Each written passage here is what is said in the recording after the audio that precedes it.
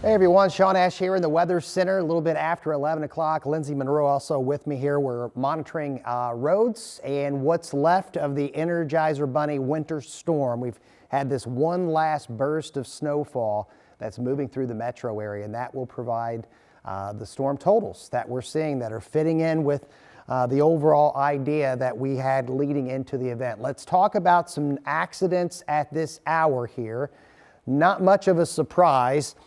Based on the road conditions. And again, the road crews are not being dealt a nice hand by the wind and what's going on. Even when they get out there and plow some of these roads, we've got the stiff north wind and it's just blowing snow right back over them. And that's something that they're going to have to battle for the remainder of the day, even after the snow ends here. And it's ending right now from Indy, and it'll occur as we go to the south here. So let's go to the maps. We'll dive in. You can see the accident symbols here.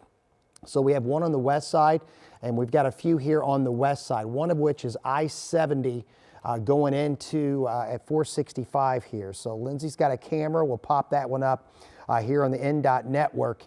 A couple things we'll point out. You can see just the snow cover that what remains. Now the crews are doing great. This is at least we're seeing much more pavement than we had just a few hours ago, but it doesn't mean that it's completely snow free.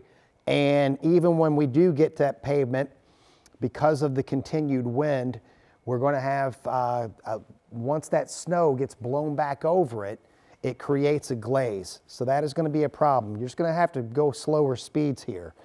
We didn't have as many accidents last night because we didn't have as much volume compared to what we have for today. This is the accident on the west side. That's 465 there at the Sam Jones Expressway. Again, you can see the roads are in better shape than they were earlier this morning. And now that we're done with the snow, I think what's going to be left is what gets blown back over onto these surfaces, especially the east-west roadways. So here's live Doppler 13 radar.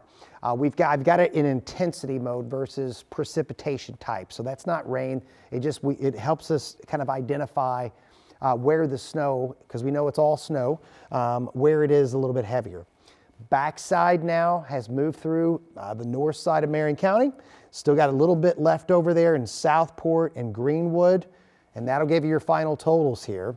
And in Shelbyville. So from Shelbyville, just south of Newcastle, going to go right over Rushville. We had an 8-inch report out of Rushville this morning, so this may get you close to 9.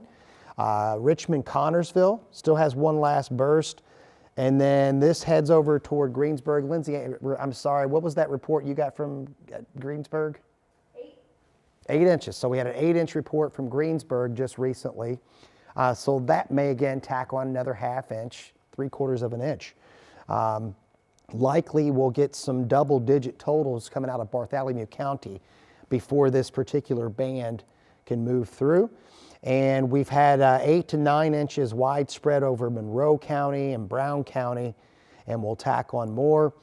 Speaking of snow reports, trying to plot as many as we can. These are from Coco Ross, which is the precipitation reporting system.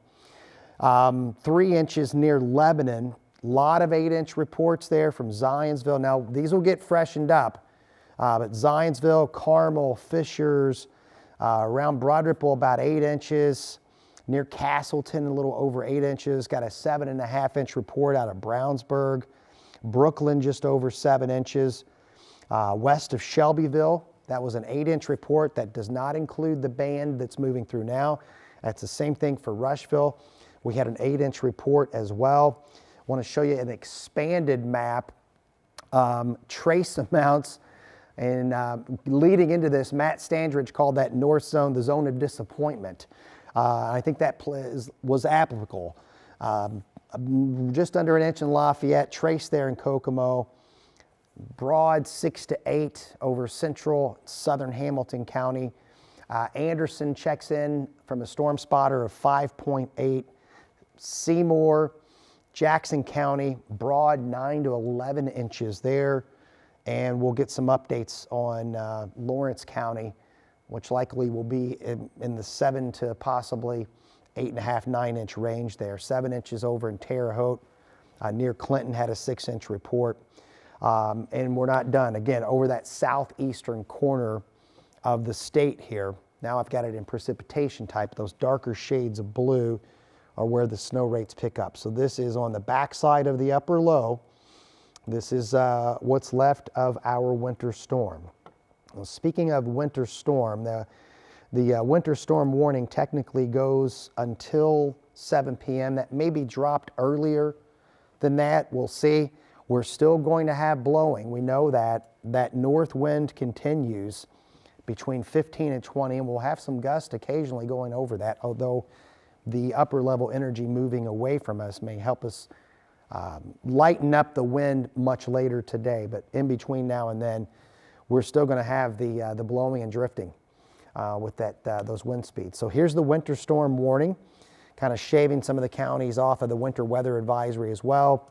And there you go. This is, as we get closer to noontime, the core of that snow continues to move out. So that's the latest from the Weather Center. We've got crews out assessing the snow cleanup, and we're going to have a fresh forecast for you as well. No major changes. You might have heard about some snow down the road. That is in the 7-day forecast. We'll have that, and we'll kind of address which mornings have the highest chance to get down, if not below 0.